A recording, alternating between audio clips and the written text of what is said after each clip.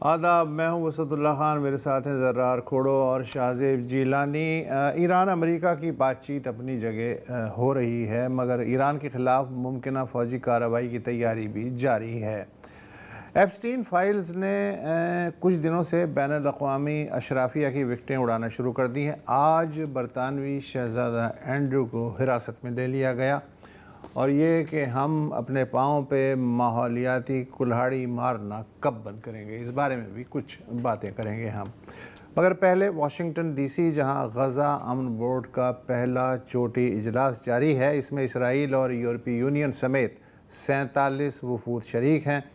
میزبان صدر ٹرمپ حسب معمول اپنے افتتاحی خطاب میں وزیر اعظم شہباز شریف اور فیلڈ مارشل عاصم منیر کی تعریف اور گزشتہ مئی میں 11 ہو گئے 11 بھارتی طیاروں کے مار گرانے کا ذکر نہیں بھولے۔ ٹرمپ نے غزہ امن بورڈ کو عالمی ڈپلومیسی کا ایک منفرد تجربہ قرار دیتے ہوئے کہا کہ میں رہوں نہ رہوں، امن بورڈ کام کرتا رہے گا۔ شاہزیب، آپ نے بھی دیکھی کارروائی؟ جی وسعت، ایک بہت ہی پرفارمنس تھی وہاں پہ، بہت اس کا ارینجمنٹ تھا۔ صدر ٹرمپ نے جو باتیں کیں اس سے واضح طور پہ لگا کہ کئی لوگوں نے یہ کہا کہ جیسے وہ خوابوں کی دنیا میں رہتے ہیں۔ وہ جو تصور وہاں پہ پیش کیا گیا غزہ کے حوالے سے، وہ مجھے تو اس سے یہ یاد آیا کہ ہمارے یہاں جو اشتہار چلتے ہیں نا ویریس سوسائٹیز کے، جس میں کوئی سیلیبریٹی یوں کر کے کھڑا ہوتا ہے اور آپ کو خواب دکھاتے ہیں کہ جی یہاں پہ ہم پیرس بنا دیں گے، اور پتہ چلتا ہے کہ لوگ دھکے کھا رہے ہیں بعد میں اور بنا کچھ بھی نہیں، وہ بلڈر جو ہے پیسے لے کے بھاگ گیا۔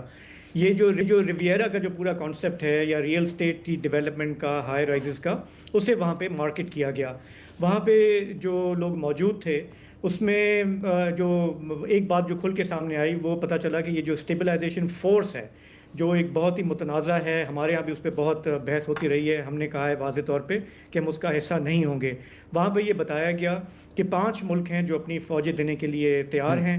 اس میں سے 4 ملک تو سمجھیں کہ اتنے اہم نہیں ہیں، جن میں کوسوو ہے، البینیا ہے، کازخستان ہے، موراکو ہے۔ اس پر بہت زیادہ حیرت کی بات نہیں ہے، ان کا اتنا تجربہ بھی نہیں ہے پیس کیپنگ کا۔ لیکن جو بڑا ملک، سب سے بڑا اسلامی ملک انڈونیشیا، اس کے بارے میں بتایا گیا کہ وہ فوجیں بھیجیں گے، اور نہ صرف فوجیں بھیجیں گے بلکہ اسٹیبلائزیشن فورس کے ڈیپیوٹی کمانڈر کا عہدہ جو ہے وہ ان کے پاس ہوگا۔ اب یہ ایک بہت بڑا سوال ہے کہ انڈونیشیا نے یہ فیصلہ کیسے کیا ہے۔ کہا یہ جا رہا ہے کہ جون تک وہ کوئی اپنے 8,000 فوجی وہاں بھیج سکتے ہیں۔ انڈونیشیا کے اندر ہمیں پتہ ہے کہ زبردست مظاہرے ہوئے ہیں اسرائیل کے یہ جو قتل عام ہے اس کے خلاف، تو وہاں پہ وہ پبلک اوپینین کیسے مینٹین کریں گے وہ ابھی کلیئر نہیں ہے۔ ابھی کچھ دیر پہلے ترکی نے پھر کہا کہ ہم بھی اس فورس کا حصہ بننے کے لیے تیار ہیں، فوجی بھیجنے کے لیے تیار ہیں، لیکن ہم جانتے ہیں کہ اسرائیل کو اس پر اعتراض ہے، اس لیے ترکی کا وہاں جانا مشکل ہو جائے گا۔ ساتھ ہی ہم نے سنا کہ اردن اور ہمسایہ ملک مصر، انہوں نے بھی کہا ہے کہ لا انفورسمنٹ کے حوالے سے، ٹریننگز کے حوالے سے ہم بھی آپ کی ہیلپ کریں گے۔ تو یہ چیزیں ابھی کھل کر سامنے آ گئیں کہ مسلم ممالک کے حوالے سے کہ کون کون پیش ہے اس پورے معاملے میں۔ لیکن جو سب سے جو انٹرسٹنگ بات تھی، انہوں نے کہا کہ جی کہ رفح کے حوالے سے، جو رفح کراسنگ ہے، اس کو انہوں نے کہا کہ جی کہ یہ ہمارا ایک زبردست یہاں پہ ہم شہر بنائیں گے، ہائی رائزز ہوں گی۔ اب یہ ہم جتنا بھی ہم نے یہ غزہ کور کیا ہے پچھلے 2 سال میں، ہم جانتے ہیں کہ یہ وہ شہر ہے غزہ کا جو بالکل آپ سمجھیں کہ سدرن اینڈ پہ ہے، مطلب جو اسرائیلی شہر ہیں جو بارڈر ایریاز پہ، ان میں سب سے دور ہے۔ لیکن یہ بالکل واضح نہیں کیا گیا کہ یہ کیسے ہوگا۔ بہت سارے لوگوں نے یہ پوائنٹ آؤٹ کیا ہے کہ یہ جو بورڈ آف پیس کا جو میٹنگ ہے، اس میں ظاہر ہے کہ فلسطینیوں کی کوئی نمائندگی نہیں ہے، جن کے بارے میں بات ہو رہی ہے دے ڈونٹ ہیو اینی سے ان اٹ۔ اور بہت سارے ملک ایسے بھی ہیں جو ابھی دور بیٹھے ہوئے ہیں اس سے۔ مثال کے طور پہ امریکہ کے جو یورپی اتحادی ملک ہیں، برطانیہ ہے، اٹلی ہے، جرمنی ہے، انہوں نے کہا ہے کہ جی ہم اس کا حصہ نہیں بنیں گے۔ انہوں نے اپنے آبزرور بھیجے ہیں اس میٹنگ میں۔ فرانس نے تو آبزرور بھیجنے کی بھی زحمت نہیں کی، انہوں نے کہا جی نہ ہمارا آبزرور آئے گا، نہ ہم اس کا حصہ بنیں گے، ہم اس سے دور ہیں۔ تو یورپ کے اندر اس پہ کافی ڈسکوائٹ ہے، وہ سمجھتے ہیں کہ یہ جو ہے ایک طرح سے یو این کو ریپلیس کرنے کا ایک پلان ہے۔ آج ہم نے وہاں پہ اسپیچز میں سنا بار بار انہوں نے کہا کہ جی کہ یو این جو ہے وہ فیل ہو چکی ہے، اس لیے ہمیں یہ بنانا پڑا، اور اب یہ جو ہے یہ یو این کی نگرانی کرے گا۔ ایک موقع پہ یہ بھی اسپیچ میں کہا گیا۔ تو کافی سارے لوگ یہ کہہ رہے ہیں کہ یہ جو یو این اگر فیل ہوئی ہے، مثال کے طور پہ غزہ کے معاملے پہ زبردست فیل ہوئی ہے، تو وہ کیوں ہوئی؟ وہ امریکہ کی وجہ سے ہوئی، کیونکہ بار بار جو بھی ریزولوشن آتے تھے وہ امریکہ اس کو ویٹو کرتا تھا. تو یہ جو پورا پلان ہے اس میں ہم نے دیکھا کہ قطر وہاں پہ تھا، دوسرے مسلم ممالک بھی تھے، انہوں نے پیسے بھی پلیج کیے ہیں. اب وہ پیسے کب آئیں گے؟ کیونکہ ایک سب سے بڑا سوال یہ ہے کہ جو بنیادی مسئلہ ہے غزہ کا وہ ہے آکوپیشن. جب تک وہ حل نہیں ہوتا تو آپ یہ جو ہے جو ہاؤسنگ سوسائٹی کا جو پلان ہوتا ہے ریویرا کا وہ بھلے بنا کے پیش کرتے رہیں.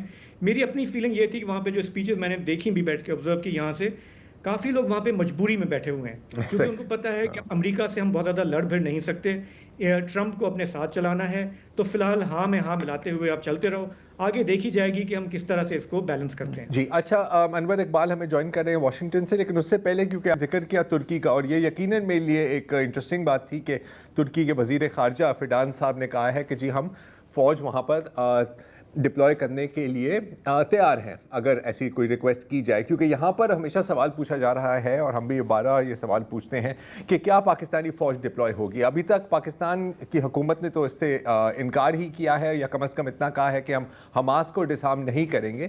لیکن اس وقت کیونکہ ہم آگے جا کے ایران کی بھی بات کریں گے، میں آپ کو دکھانا چاہ رہا ہوں کہ اسرائیل کی حلقوں میں کیا سوچ ہے، نہ صرف ترکی کے بارے میں بلکہ پاکستان کے بارے میں. تو یہ سنیے کچھ دن قبل اسرائیل کے جو سابق وزیر اعظم ہیں نفتلی بینٹ، انہوں نے کیا کہا. New Turkish threat is emerging. I want to be very clear.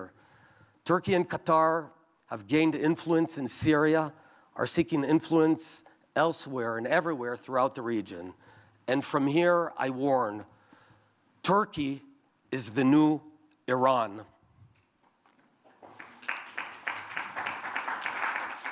Erdogan is sophisticated, dangerous, and he seeks to encircle Israel. We can't close our eyes again. Turkey and Qatar are gaining influence not only in Syria, but also in Gaza, through the front door, and everywhere, and trying to create a new choke rink. Turkey is trying to flip Saudi Arabia against us and establish a hostile Sunni axis with nuclear Pakistan. ترکی، سعودی عربیہ اور پاکستان مل کر ہمارے لیے خطرے کے باعث بن رہے ہیں. سابق اسرائیلی وزیر اعظم نفتلی بینٹ. اب چلتے ہیں واشنگٹن، جہاں ڈان کے کورسپونڈنٹ انور اقبال صاحب ہمیں جوائن کر رہے ہیں.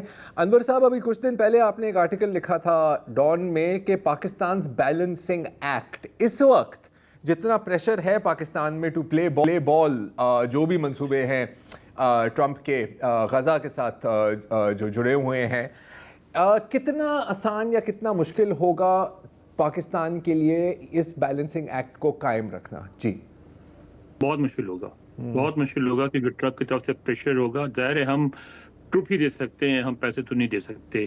تھوڑا بہت اکوپمنٹ وغیرہ کنسٹرکشن مٹیریل شاید پرووائڈ کر سکیں، لیکن مین جو ہم سے ایکسپیکٹیشن ہے ٹروپس کی ہے، اور اس معاملے میں ظاہر ہے ہمیں احتیاط سے کام لینا پڑے گا، کیونکہ اس کے ریئیکشن ہوں گے، اس کے ریپرکشنز ہوں گے پاکستان میں اور اسلامک ورلڈ میں. تو پاکستان ٹرمپ کو بھی ناراض نہیں کرنا چاہے گا، اور پاکستان اپنے عوام کو بھی ناراض نہیں کرنا چاہے گا. اس میں یہی ہے، ایک صورت نظر آتی ہے کہ جو دیگر مسلم ممالک ہیں، جیسے انڈونیشیا نے اعلان کیا، سعودی عرب ہے، قطر ہیں، یہ اگر ایجپٹ ہے، اگر یہ ہائی پروفائل اس میں انٹرسٹ شو کرتے ہیں، بڑی کنٹریبیوشنز کرتے ہیں، تو پھر پاکستان کے لیے ذرا آسانیاں ہو جائیں گی، لیکن آنے والے دن جو ہے بہت مشکل ہوں گے پاکستان کے لیے. اچھا، ٹرمپ نے جو کہا ہے کانفرنس شروع ہونے سے پہلے کہ جی $5 بلین کے پلیجز ہوئے ہیں مختلف ملکوں کی طرف سے. تعمیراتی لاگت کا جو اندازہ ہے اقوام متحدہ کا غزہ کے بارے میں وہ ہے $70 ارب. اچھا، اس کو تو چھوڑ دیں، سوال یہ ہے کہ $23 بلین کے امریکی اسلحے سے اسرائیل غزہ کو تباہ کرتا ہے، لیکن اب ٹرمپ جو ہیں وہ دنیا بھر سے چندہ مانگ رہے ہیں کہ غزہ کی تعمیریں نو کرنی ہیں، ہمیں امداد دی جائے. یہ آپ کو بلعجبی نظر آتی ہے؟ خیر بہت ساری بلعجبیاں ہیں، اس کے بارے میں کیا کہتے ہیں آپ؟ دیکھیں، ایک بات اس سے تو آپ ڈینائی نہیں کر سکتے نا کہ اسرائیل کے لیے امریکہ میں ہمدردیاں ہیں. امریکہ اسرائیل کو سپورٹ کرتا ہے، تو آپ یہ ایکسپیکٹ نہیں کر سکتے کہ فلسطینیوں سے یا پاکستانیوں سے یا کسی اور سے بھی امریکہ وہی رویہ رکھے گا، وہی سلوک رکھے گا جو اسرائیل کے ساتھ ہے۔ اسرائیل ایک امریکہ کا سب سے قریب حلیف ہے، یہاں یہی سمجھا جاتا ہے کہ وہ ایک امریکہ کا حصہ ہی ہے اور اس کو ڈیفینڈ کرنا امریکہ کا فرض ہے۔ تو آپ یہ اگر ہم کہیں کہ نہیں اب آپ اس طرح ہی مدد کریں فلسطینیوں کی وہ جس طرح کہ آپ اسرائیلی کو کرتے ہیں، تو یہ تو پھر حقیقت سے چشم پوشی ہوگی نا۔ بالکل۔ اچھا لیکن یہاں جی شاہد اپنا انور، ہم بھی یہ بات کر رہے تھے کہ جو ایک ڈسکنیکٹ ہے زمینی حقائق سے اور جو واشنگٹن میں میٹنگ ہو رہی ہے، مطلب آج بھی وہ بالکل کنونس نظر آتے ہیں کہ میں ہوں مین آف پیس ہوں، میں نے اتنی جنگیں رکوائی ہیں، اور جس وقت وہ یہ پورا اجلاس کر رہے ہیں انہوں نے ایران کا بھی حوالہ دیا کہ وہاں پہ پورا جنگی ساز و سامان جا رہا ہے امریکہ کا ریجن میں، اور سارے لوگ یہ کہہ رہے ہیں کہ جو جس طرح کی ڈپلائمنٹ ہے یہ تو بالکل لگتا ہے کہ جنگ کی تیاری ہے وہ شروع کر دیں گے۔ تو ایک ایسے وقت میں جب عملاً آپ جو ہے جنگ کی تیاری کر رہے ہیں ایک اور مڈل ایسٹ میں، اور وہاں پہ بیٹھ کے پیس کی بات کر رہے ہیں، یہ بات امریکہ کے اندر جو ان کے مخالف حلقے ہیں، ڈیموکریٹس ہیں، کانگریس ہیں، وہاں پہ یہ ڈبیٹ ہو رہا ہے یا کہ یہ کسی کو نظر نہیں آ رہا؟ دیکھیں جہاں تک ایران میں جنگ کی بات ہے، وہ تو اس وقت اگر امریکن میڈیا دیکھو تو ایسا لگ رہا ہے کہ جیسے اب بہت جلد جنگ ہونے والی ہے۔ کرسٹین امانپور جو ہے ان کا تو کہنا ہے کہ شاید کرسٹیان امانپور کا کہ شاید اگلے ہفتے ہی شروع ہو جائے، لیکن میں سمجھتا ہوں کہ نہیں، ابھی اتنی جلدی جنگ نہیں ہوگی۔ ابھی امریکہ اس پہ فوکس کرے گا اور دیکھے گا کہ یہ کتنا کامیاب ہوتا ہے۔ اگر یہ جو بورڈ آف پیس والا سلسلہ کامیاب ہو جاتا ہے تو شاید جنگ نہیں ہوگی، اور یہ ناکام ہو جاتا ہے تو پھر جنگ ہوگی۔ اچھا انور، میں ایک بار پھر ڈپلائمنٹ کی طرف آنا چاہ رہا ہوں۔ مانا کہ یہاں پر بہت خدشے ہیں ڈپلائمنٹ کے، میرے خیال ہے کہ جائز خدشے ہیں۔ اگر باقی مسلم ممالک اس میں حصہ ڈالتے ہیں، ہو سکتا ہے تھوڑا ڈیمیج کنٹرول ہو جائے، لیکن دیر از دی ایلیفنٹ ان دا روم، اور وہ ہے اسرائیل۔ اور پتہ نہیں کیوں مجھے نہیں لگتا کہ اسرائیل کسی بھی قسم کی فورن فورسز کی ڈپلائمنٹ کے حق میں ہوگی غزہ اسٹرپ میں، جہاں پہ بھی وہ deploy who, until and unless وہ اسرائیل کے ہی کہنا مان رہی ہو یا اسرائیل کے ایجنڈے کو پورے کر رہی ہو۔ مجھے یہ امپریشن ہے۔ میں آپ سے جاننا چاہ رہا ہوں کہ آپ کو کیا لگ رہا ہے واشنگٹن سے؟ دیکھیں جو کچھ بھی ہو رہا ہے، یعنی اسرائیل اگر نہیں ایکسیپٹ کرتا اور فوجوں کو نہیں آنے دیتا تو پھر پاکستان اور دوسرے مسلم ممالک کی تو جان چھوٹ جائے گی نا۔ دوسرے مسلم ممالک کا جو مین پرپس ہے کہ کسی طرح وہاں فوجیں آ جائیں تاکہ فلسطینیوں کا قتل عام رک جائے۔ پازیٹیولی بھی تھوڑا سا دیکھیں، اور قتل عام رکنے کی یہی صورت ہے کہ وہاں نیوٹرل فورسز ہوں، اور اگر وہ اسرائیل ایکسیپٹ نہیں کرتا تو پھر ان کا تو مسئلہ ہی حل ہو جاتا ہے۔ تو مطلب ایک طرح سے ون ون سچویشن ہو جاتی ہے۔ مجھے پریشر ہو رہا ہے ڈان اخبار کی طرف جی سر بالکل تھینک یو سو مچ انور صاحب۔ ظاہر ہے کہ ان کی بھی ڈیڈ لائنز ہیں۔ اب یہ تو ابھی چلتا رہے گا بورڈ آف پیس کا سلسلہ۔ میں تھوڑی سی اب بات کرنا چاہ رہا ہوں ایران کی، کیونکہ انور اقبال کا خیال ہے، کئی لوگوں کا خیال ہے کہ جنگ نہیں ہوگی۔ مجھے پتہ نہیں، ایک میں خدشہ بڑھتا جا رہا ہے کہ ہوگی۔ دلائل ایک بڑی دلچسپ بات کہی زرار آج کے اس میں ٹرمپ نے، جو ابھی ہیڈ لائن بن رہی ہے، انہوں نے آج ایک رینڈم وہ بات کی کہ جی کہ 10 دن کے اندر آپ دیکھ لیں گے۔ اب یہ 10 دن کا کہاں سے آیا، وہ کیا ٹائم لائن ہے، کسی کو نہیں سمجھ میں آیا کہ وہ کیا ان کے ذہن میں چل رہا ہے، لیکن انہوں نے اس حوالے سے کہا کہ جی دیکھیں بات چیت چل رہی ہے، ہو سکتا ہے کامیاب ہو جائے، ہو سکتا ہے نہ ہو۔ جی 90 دن میں الیکشن ہوگی۔ ایک وقفہ لیتے ہیں اور پھر تھوڑا سا ایران کی طرف جاتے ہیں۔ Welcome back. اچھا، اور یہ بہت کم ہوتا ہے کہ میں خود چاہوں کہ میں غلط ثابت ہو جاؤں، لیکن اس کیس میں کچھ یوں ہی ہے، کیونکہ اب ٹرمپ جو بھی کہہ رہا ہے، 10 دن کی بات ہو رہی ہے، کوئی کہہ رہا ہے جنگ نہیں ہوگی۔ مجھے لگ رہا ہے کہ ایران پر امریکہ حملہ کرے گا، شاید کچھ دنوں میں، شاید کچھ ہفتوں میں، لیکن مجھے لگ رہا ہے کہ ایسا ہوگا۔ میں کیوں سوچ رہا ہوں، 12 جون سے پہلے بھی انہوں نے باتوں میں لگایا تھا ایران کو، پھر اٹیک ایسا ہی ہے۔ ایک تو یہ پیٹرن ہے، لیکن کچھ اور چیزیں بھی ہیں۔ اکثر کہا جاتا ہے ملٹری اسٹریٹجی میں یا اسٹریٹجک سرکلز میں کہ اگر آپ یہ تعین کرنا چاہ رہے ہیں کہ جنگ ہوگی یا نہیں ہوگی، تو آپ لوگوں کی باتوں پر نہ جائیں، آپ بیانات پر نہ جائیں جیسے ہم زیادہ تر کر رہے ہوتے ہیں میڈیا میں، بلکہ آپ یہ دیکھیں کہ فوجیں کہاں بھیجی جا رہی ہیں، ان کی سپلائی چینز کہاں اسٹیبلش کی جا رہی ہیں اور ہتھیار کہاں ڈپلوائے کیے جا رہے ہیں. تو اگر ہم اس اینگل سے دیکھیں تو ہمیں نظر آتا ہے کہ اس وقت U S S Abraham Lincoln carrier strike group Iran کے ساحل سے تقریباً 700 کلومیٹر دور ہے. اچھا, U S S Abraham Lincoln کے اوپر تقریباً 90 فائٹر جیٹس ہیں, بامبرز بھی ہیں, اور اٹیک ہیلی کاپٹرز, اور ایک کمپلیٹ الیکٹرانکس وارفیئر کی سویٹ ہے, مطلب کمپلیٹ کیپیبلٹیز ہیں, وہ آپ کے ملک کو پیرالائز کر سکتے ہیں. اچھا, نہ صرف یہ بلکہ ایک اور aircraft carrier U S S Gerald Ford, اچھا یہ جو ہے یہ پوری امریکن فلیٹ کا سب سے ایڈوانس, سب سے جدید ایئرکرافٹ, پوسٹر بوائے ہے, it is the top of the line پوری دنیا میں. وہ شاید ایک ہفتے میں ایبراہم لنکن کے ساتھ آ کے کھڑا ہو جائے گا یا شاید اس سے کم. ٹھیک ہے, اس کا مطلب ہے کہ ایک اور 70 سے 90 ایئرکرافٹ آپ اس ٹوٹل میں ایڈ کر دیں. اور جو U S S Gerald Ford ہے اس کے پاس امریکن نیوی کا سب سے ایڈوانسڈ ریڈار سسٹم بھی ہے جو اس میں کافی کام آئے گا. اچھا, اب دونوں جو ایئرکرافٹ کیریئرز ہیں یہ اکیلے نہیں ہیں, ان کے ساتھ ایک پوری فلیٹ ہے ڈسٹرائرز کی, سپلائی اور سپورٹ ویسلز کی. مطلب کہ اس وقت یو ایس نیوی کا تیسرا حصہ 33% ایران کے ساحل کے قریب ہے. That is a lot, that is 1/3. لیکن بات یہاں پہ ختم نہیں ہوتی. ایون ایز وی اسپیک اس وقت امریکہ کی ایئر فورس گلف کی طرف بڑھ رہی ہے. کچھ تو وہاں زیادہ تر تو وہاں پہنچ گئی ہے, کچھ ابھی رستے میں ہے. اس میں F-15 اسٹرائک ایگلز ہیں, اس میں F-35A اسٹیلتھ فائٹرز ہیں, اور اس میں F-22 ریپٹرز ہیں جو یورپین بیسز UK, اسپین اور جرمنی سے بھیجے جا رہے ہیں ٹو دا مڈل ایسٹ, زیادہ تر الودید اور اردن میں جو کئی بیسز ہیں امریکہ کے. اچھا, اب آپ کہہ سکتے ہو کہ یار چلو ہو سکتا ہے کہ یہ سب کچھ دکھاوے کے لیے ہے. وہ کہتے ہیں نا speak softly but carry a big stick.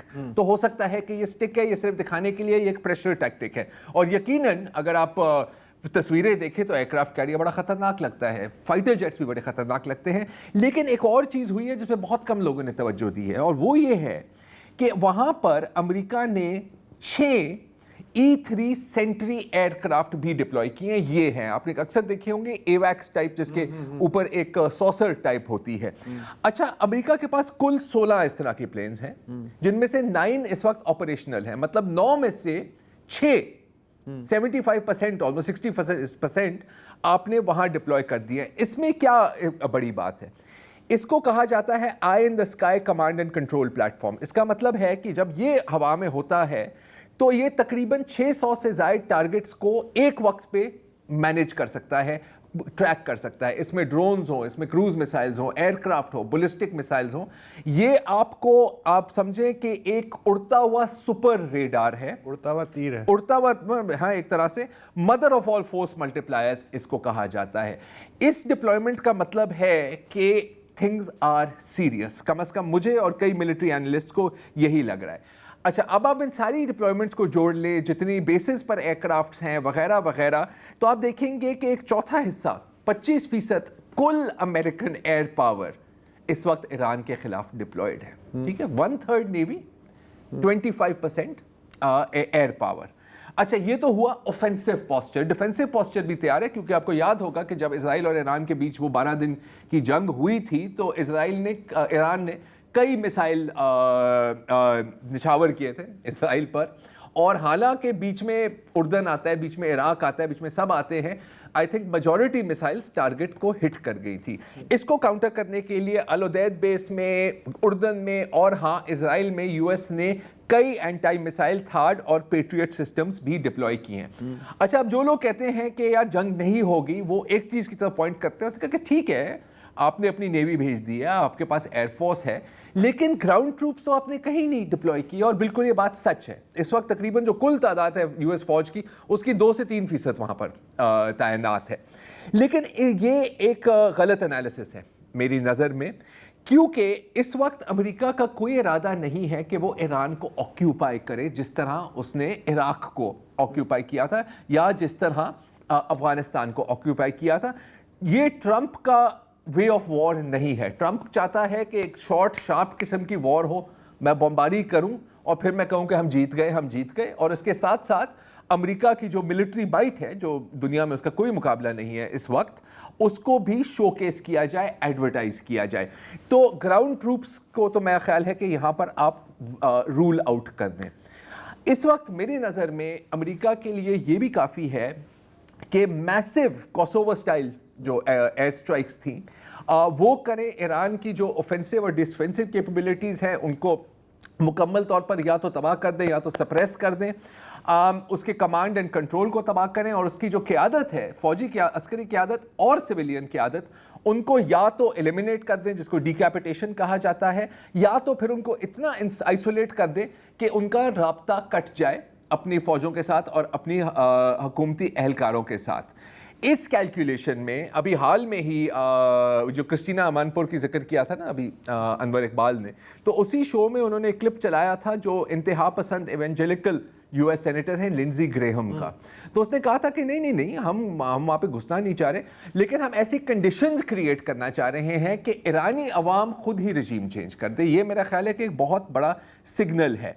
تو جب اور اگر یہ سینیریو بنتا ہے, ایران پر بمباری ہوتی ہے, اس کی حکومت, اس کی فوج مفلوج ہو جاتی ہے, تو پھر آپ 100% ایکسپیکٹ کر سکتے ہیں کہ نارتھ سے کردش ٹیررسٹ اور ملیٹنٹس حملے کریں گے, اور ایسٹ سے سستان بلوچستان میں جو علیحدگی پسند دہشت گرد ہیں وہ حملہ کریں گے. ایک تیسرا گروپ ہے مجاہدین خلق, وہ بھی کہیں نہ کہیں اپنی گیسٹ اپیرنس دے گا.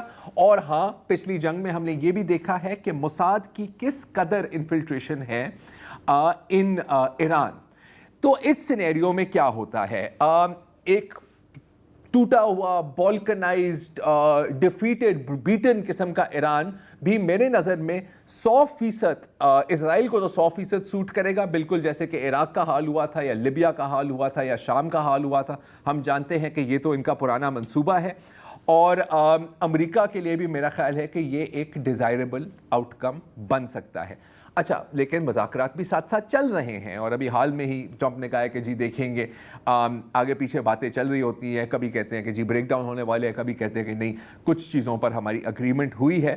تو بالکل میں رول آؤٹ نہیں کر سکتا کہ مذاکرات کامیاب ہوں گے, لیکن ٹیبل پر ہے کیا, مطلب ایران کیا چیز آفر کر سکتا ہے امریکہ کو جس میں ایران کا بھی بقا ہو اور امریکہ کا بھی ایگو اپیز ہو جائے. کیونکہ اس وقت تو ساری بات ہو رہی ہے نیوکلیئر پروگرام کی, اور ایک پیشکش یہ بھی کی گئی تھی کہ آپ اگر ہمیں سارا اپنا انرچڈ یورینیم پکڑا دیں تو ہم کہیں گے ٹھیک ہے. لیکن اس طرح کے وعدے پر آپ کتنا اعتبار کر سکتے ہیں؟ آپ کو یاد ہوگا کہ معمر گدافی نے بھی کہا تھا کہ جی بالکل میں اپنا نیوکلیئر پروگرام ابینڈن کرتا ہوں, آپ مجھے کچھ گارنٹیز دے دیں. تو آپ نے دیکھ لیا نا کہ کیا حال, کیا گارنٹی دی, یوکرین کے ساتھ کیا ہوا. اس طرح کی تو ہزاروں مثالیں ملیں گی. اور دوسری بات ہے کہ اگر کوئی ایرانین حکومت میں یہ فیصلہ کر بھی دے کہ جی چلیں جی لے لیں اپنی انرچڈ یورینیم, تو وہ کب تک بچے گا, کیونکہ آخرکار ایران میں بھی تو ایسے ایلیمنٹس ہیں نا. اچھا, میں یہ جاننا چاہتا ہوں کہ ایران نے بھی تو کوئی تیاری کی ہوگی. یار کی ہوگی, لیکن کتنی, آپ پاور امبیلنس, زیادہ ہرمز کو تھوڑی دیر کے لیے بلاک, زیادہ سے زیادہ یہی ہو جائے گا نا, 2-3 میسائل فائر کریں گے. دیکھیں ایک بگ پکچر بھی ہے, ایک بگ پکچر ہے جس کو ہم نظر انداز نہیں کر سکتے. 80% جو ایران کا آئل بکتا ہے وہ چین خریدتا ہے. چین کی جو ٹوٹل جو سمندر سے ان کے پاس جو آئل جاتا ہے اس کا 14% ایران سے جاتا ہے.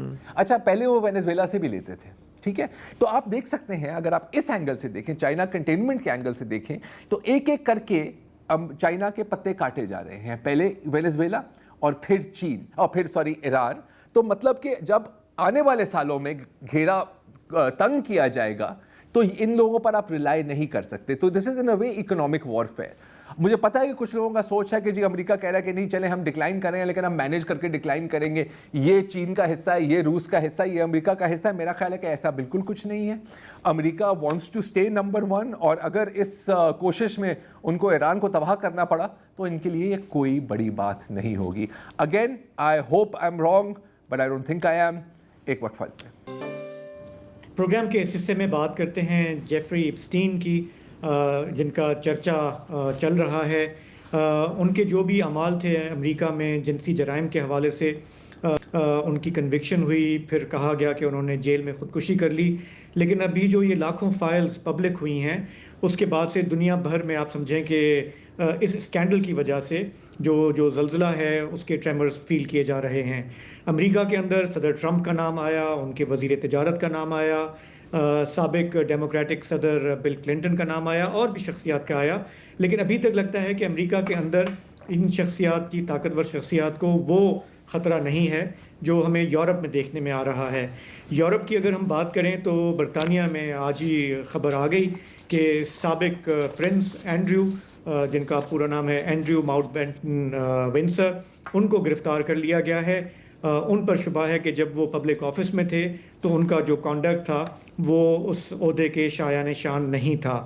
اب یہ سابقہ پرنس جو ہیں یہ بڑا خبروں میں رہے ہیں جیفری ایپسٹین کے حوالے سے، قریبی تعلقات کے حوالے سے، کہ ٹین ایج بچیوں کے ساتھ وہاں پہ انہوں نے استحصال کیا.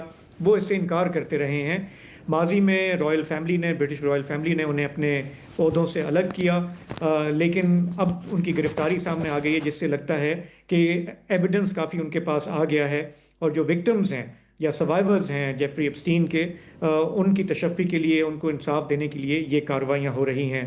برطانیہ میں ہم نے چند ہفتوں میں دیکھا کہ لیبر پارٹی کے لارڈ مینڈلسن یعنی پیٹر مینڈلسن، وہ بھی ایک کرمنل انویسٹیگیشن کو فیس کر رہے ہیں.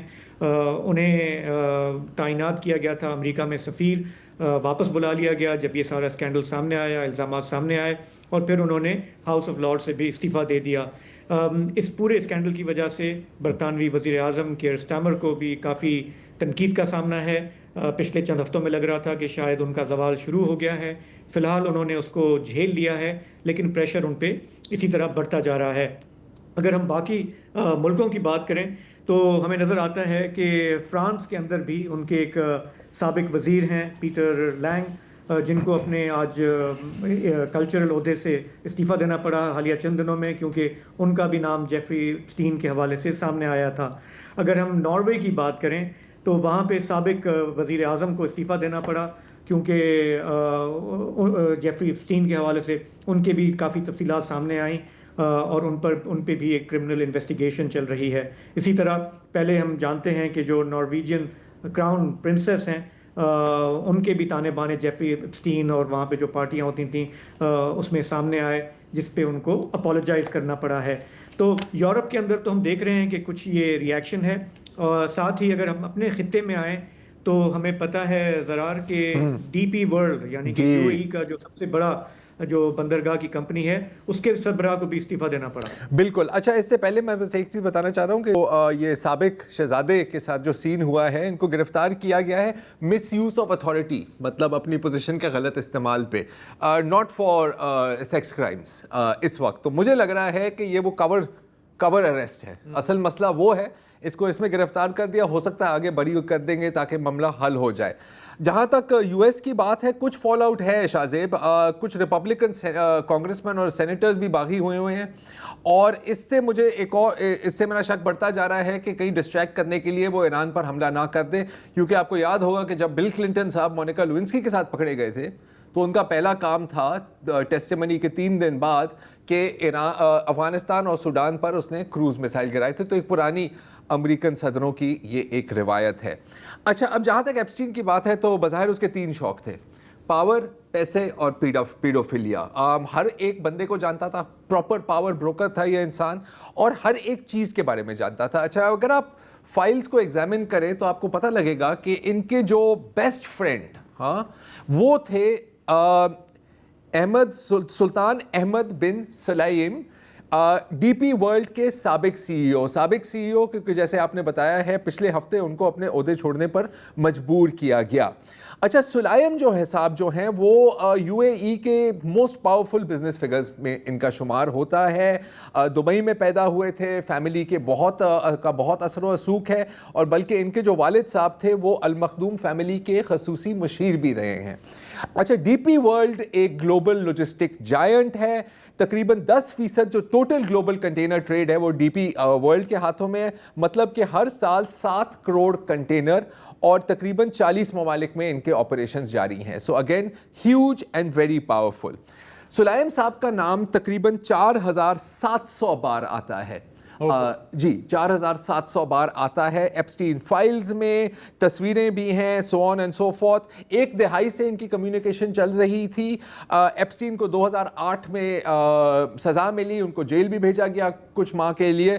اس سے پہلے اور اس کے بعد بھی ان کی دوستی چلتی رہی. اچھا, اب زیادہ تر اگر آپ دیکھیں تو ای میلز بزنس ڈسکشنز پر ہیں, زیادہ تر میں نہیں کہوں گا چلیں کوئی 20-25% بزنس ڈسکشنز پر ہیں, اور زیادہ تر اس میں یہ ہے کہ یار وہ تیرا بندہ ہے یا تو جانتا ہے اس کو, میری اس کے ساتھ ملاقات کرا دے. تو یہاں پر کن لوگوں کے ساتھ ملاقات کروائی؟ سابق شہزادہ اینڈرو جس کا آپ نے ابھی ذکر کیا ہے, ٹام بیرک جو امریکہ کے خصوصی مشیر ہیں, ایہود برک سابق اسرائیلی صدر, اور وزیر اعظم سوری, اور پیٹر مینڈلسن وہ جو امریکن سفیر تھا, جو انگلینڈ کے سفیر تھے, جن کا آپ نے ابھی ذکر کیا ہے. تو اکثر یہ ہوتا تھا کہ سلائم ایپسٹین کو ای میل کرتا تھا کہ یار یہ میرا کام ہے, وہ کہتا تھا کہ تو فکر نہ کر, میرا بندہ بیٹھا ہوا, اس کو فارورڈ کر دیتا تھا. تو اس طرح دس از موسٹلی ہٹ. لیکن اگر آپ دیکھا جائے تو میرا خیال ہے کہ جو 50% کم از کم ان کی جو کمیونیکیشن رہی ہے وہ یا تو پروسٹیٹیوشن کے بارے میں رہی ہے یا تو خواتین کے بارے میں, اور کافی نازیبا قسم کی گفتگو ہے. حالانکہ وہ شادی شدہ ہیں سلائم صاحب, لیکن لگ رہا تھا کہ وہ ان کے کئی افیئر چل رہے تھے, اور ہر افیئر کے بعد وہ ایک پوری اسٹیٹس رپورٹ بھیجتا تھا ایپسٹین کو. جیسے کہ فار ایگزامپل ایک ای میل میں وہ ایپسٹین کو لکھتا ہے کہ یار میں اٹلی جا رہا ہوں, مجھے پارٹی کرنے کا موڈ ہو رہا ہے, کچھ بتا. تو ایپسٹین جواب میں نا ایک پوری لسٹ بھیج دیتا تھا کہ جی یہ ہے ایسکورٹ سروسز اٹلی میں, اس سے بات کرو, کہنا کہ جیفری نے بھیجا تھا. اس طرح کی باتیں چل رہی ہیں. بولنا جیفری نے بھیجا تھا. ٹھیک ہے. اچھا, اس میں یہ بھی وہ سلائم صاحب ایڈمٹ کرتا ہے کہ ہاں میں اپنی چیٹ آن مائی وائف, کیونکہ کسی تھرڈ پارٹی کے بارے میں ایپسٹین اس سے پوچھ رہا تھا جس کا نام محمد ہے. اس نے کہا کہ یار اس کو بھی تم ساتھ لے آؤ. اس نے کہا کہ نہیں یار وہ میری طرح نہیں ہے, وہ جوڑو کا غلام ہے, وہ کبھی نہیں آئے گا, میں کھلا ڈلا بندہ ہوں, میں تیرے ساتھ پارٹی کروں گا. اچھا, سلائم صاحب کو ٹارچر ویڈیوز کا بڑا شوق تھا. یہ ایک عجیب و غریب بات ہے, کیونکہ ایک ای میل ہے جس میں وہ جواب دے رہے ہیں ایپسٹین کو کہ آئی لوڈ دا ٹارچر ویڈیو, مجھے ٹارچر ویڈیو بڑا پسند ہے. اچھا, کون سا ٹارچر ویڈیو ہے؟ دس از انٹرسٹنگ. 2009 میں جو عیسیٰ بن زاید ال نہیان ہیں, جو صدر محمد بن زاید ال نہیان کے ستیلے بھائی ہیں, اور جو ان کے جو فارمر پریزیڈنٹ تھے زاید بن سلطان ال نہیان, جو بڑے نہیان تھے, ان کے بیٹے. 2009 میں محمد شاپور جو ایک افغان تاجر ہے, اناج کا کاروبار کرتا تھا, اس کو اس نے اٹھایا, اس کو گاڑی کے ساتھ باندھا. یو اے کی پولیس ویڈیو میں آپ کو نظر آئے گی, ویڈیو ہم چلا نہیں سکتے, اٹس دیٹ بیڈ. اور پھر ایک لکڑی کے ساتھ جس کے اندر کیل ٹھوکے ہوئے تھے, اس کے ساتھ پہلے اس کو ٹارچر کرتا ہے, اس کی ڈفرینٹ باڈی پارٹس کے اوپر پیٹرول پھینک کے جلاتا ہے, گاڑی کے ساتھ گھسیٹتا ہے. مجھے نہیں پتا وہ بندہ زندہ ہے یا نہیں ہے, لیکن یہ وہ ٹارچر ویڈیو تھا جس کے بارے میں سلائم صاحب کہتے ہیں یار بڑا مزہ آیا, کیا ویڈیو بھیجا ہے آپ نے بھائی مجھے. اور ظاہر ہے کہ اس کے بعد وہ اکوٹ بھی ہو گئے. اچھا, مذہب کے اوپر بھی کافی باتیں ہوئی ہیں, جیسے کہ ایک بیچ میں ایک لمبی چوڑی ان کی گفتگو ہوتی ہے ایپسٹین اور سلائم کی, جس میں وہ کہتے ہیں, ایپسٹین پوچھتا ہے کہ یار قرآن میں کیا لکھا ہوا ہے مسلمانوں اور یہودیوں کے بیچ میں کانٹیکٹس کا. اس نے وہ ساری آیات لسٹ کرتا ہے اور پھر کہتا ہے اچھا مجھے جانا ہے یار, میری گرل فرینڈ آئی ہوئی ہے رشین, میری اپنی یاٹ میں. سب سے جو میرا خیال ہے کہ افسوسناک بات ہے کہ ایک اور تصویر آئی ہے جس میں سلائم اور ایپسٹین خانہ کعبہ کے غلاف کو زمین پر بچھا کر اس کا معائنہ کر رہے ہیں. کافی کنٹروورسی ہوئی ہے اس میں. پتہ لگا کہ 2017 میں ایک اور اماراتی بزنس وومن عزیزہ الاحمدی نے بطور تحفہ یہ ایپسٹین کو گفٹ کیا تھا. اور بھی بہت چیزیں ہیں. یہ وہ غلاف ہوتا ہے. ایک آخری بات, یہ غلاف جس طرح سے آپ نے بیان کیا, ایک منٹ میں وضاحت کر دوں. یہ جو غلاف ہوتا ہے خانہ کعبہ کا, جب ہر سال چینج ہوتا ہے تو پرانا جو غلاف ہے اس کے جو ٹکڑے ہیں پھر وہ سوینئر کے طور پہ وی آئی پیز کو بھیجے جاتے ہیں. جی شاہ زیب, میں یہ کہہ رہا تھا کہ جو ایکسٹینٹ ہے جنسی جرائم کا, کرپشن کا, بچیوں کا استحصال کا, یو این کی جو ہیومن رائٹس کاؤنسل ہے, انہوں نے انڈیپینڈنٹ پینل کو یہ کہا کہ آپ اس کو دیکھیں. ان کا یہ کہنا ہے کہ یہ تو اس سے تو لگ رہا ہے کہ جو ڈیٹیل سامنے آ رہی ہیں کہ یہ ایک انٹرنیشنل نیٹ ورک تھا جرائم کا Yes. اور ان کے مطابق یہ جو ہے کرائمز اگینسٹ ہیومینٹی یعنی کہ انسانیت کے خلاف جرائم کی جو قانونی ڈیفینیشن پہ ہے اس پہ یہ چیزیں پوری اترتی ہیں اگر اس کو صحیح طرح سے کھنگالا جائے اور لوگوں کو جواب دہ کیا جائے. ایسا ہی ہے میرا خیال ہے کہ جس کو ہم ایلیٹ کلاس کہتے ہیں اس کو اصل میں کہنا چاہیے پریڈیٹر یا کرمنل کلاس. اور بھی بہت ڈیٹیلز ہیں آنے والے دنوں میں ان کے بارے میں آپ کو بتائیں گے. ابھی ایک وقفہ لے لیں. Welcome back. اور اب کچھ ماحولیات کی بات کرتے ہیں. ڈان میڈیا گروپ کے زیر اہتمام بریتھ پاکستان سلسلے کی ایک اور کانفرنس 22-23 اپریل کو اسلام آباد میں ہو رہی ہے. ایسی کانفرنسوں کا مقصد یہ پیغام دینا ہوتا ہے کہ اب بھی ہوش کے ناخن لے لیں. حالانکہ انسانی بے اعتدالیوں کے سبب سورج سوا نیزے پہ آلریڈی آ چکا ہے. شاید آپ کے علم میں ہو کہ 2015 کے بعد آنے والا ہر سال پچھلے سال سے زیادہ گرم گزرا ہے اور موجودہ سال 2026 اس کا شاید درجہ حرارت کے اعتبار سے پچھلے سب ریکارڈ یہ سال توڑ سکتا ہے. تیل اور گیس کے اندھا دھند استعمال، زرعی صنعتی آلودگی، ٹرانسپورٹ کے دھوئیں، درختوں کی بے تحاشا کٹائی، ترقی کے نام پہ بے لگام منصوبوں سمیت بیسیوں ایسی غفلتیں ہیں جنہوں نے درجہ حرارت بڑھا کے موسمیاتی سیزنز کو بھی پگلا دیا ہے. چنانچہ آپ یہ دیکھیں کہ بحیرہ منجمد شمالی اور گرین لینڈ کی بیشتر برف پگھل چکی ہے.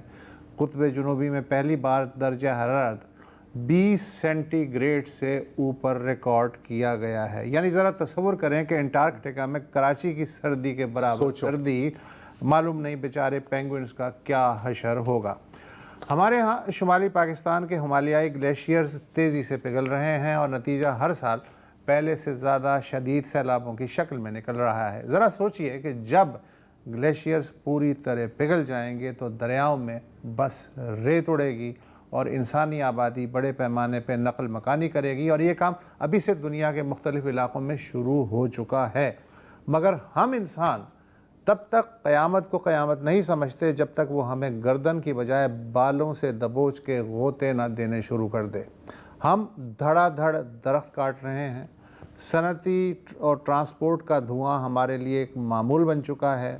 ہم اپنے ہاتھوں سے دریاؤں، جھیلوں اور سمندروں میں دنیا جہان کا صنعتی، زرعی اور گھریلو فضلہ بہا کے اپنی ہی زندگی اور خوراک کا سرچشمہ ختم کر رہے ہیں. ماحولیاتی قیامت سے نپٹنے کی بجائے اس کے ہونے یا نہ ہونے کو متنازع بنا کے ایک نئی بحث چھیڑی جا رہی ہے.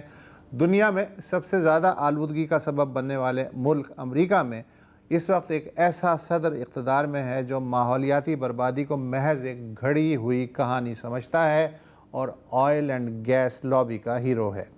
دوسرے نمبر پہ چین ہے جس کے پاس یہ جواز ہے کہ جب پہلے نمبر کا ملک یعنی امریکہ ماحولیاتی تباہی کو سنجیدگی سے نہیں لے رہا تو ہم بھی کیوں سیریس ہوں.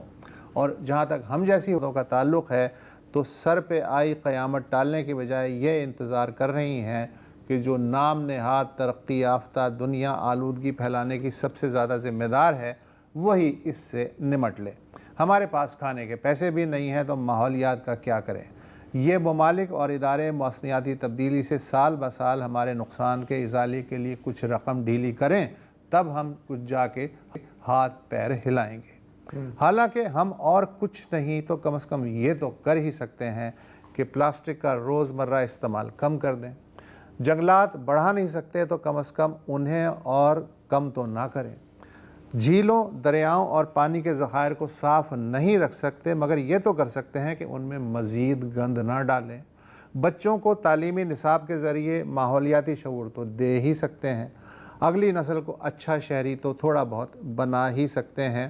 ہم زمین سے لاکھوں کیوسک پانی کی مدد سے خوراک اگاتے ہیں اور پھر اس میں سے 40% کچی یا پکی خوراک بے دردی سے ضائع کر دیتے ہیں. یعنی زمین پہ 40% زیادہ بوجھ ڈالتے ہیں مگر ہم اس بارے میں بھی سنجیدہ نہیں ہیں. پھر بھی ہم اس شعر کے مزے لینے سے باز کبھی نہیں آتے کہ خدا نے آج تک اس قوم کی حالت نہیں بدلی نہ ہو جس کو خیال خود اپنی حالت کے بدلنے کا. کچھ فرمائیں گے آپ؟ میں جی اسد صاحب میں ایک چھوٹی سی تصحیح کرنا چاہتا ہوں چائنا کی کہ اس وقت دنیا میں اگر ہم دیکھیں تو سب سے زیادہ جو پولیوٹنگ نیشن ہے وہ چین ہے. امریکہ دوسرے نمبر پہ آتا ہے، بھارت تیسرے نمبر پہ آتا ہے، چین سرپاس کر چکا ہے. لیکن ساتھ ہی یہ بھی ماننا پڑے گا کہ اس وقت دنیا بھر میں جو گرین ٹیکنالوجی ہے، چاہے سولر پینل ہوں، الیکٹرانک وہیکلز ہوں، یا جو دوسری انوویشن ہو رہی ہے، جو سستی چیزیں دنیا بھر میں اویلیبل ہو رہی ہیں، وہ چین کر رہا ہے. بالکل. ہمارے یہاں بھی ہم جانتے ہیں کہ سولر ٹیکنالوجی ہو یا کچھ اور معاملات ہوں، ہم چین سے وہ لیتے ہیں کیونکہ وہ ہمارے بارے میں آتا ہے. آپ نے جو چیزیں گنوائیں یہ بالکل یہ بات صحیح ہے. میں اس میں ایک چھوٹی سی سلور لائننگ یہ دیکھتا ہوں کہ آج سے 20-25 سال پہلے میرا خیال ہے کہ دنیا میں اتنی اویئرنیس نہیں تھی، یا ہمارے نوجوان نسل میں اتنی پیشنٹ اس کے لیے کلائمیٹ چینج سے وہ ریزونیٹ نہیں کرتے جتنا آج کرتے ہیں.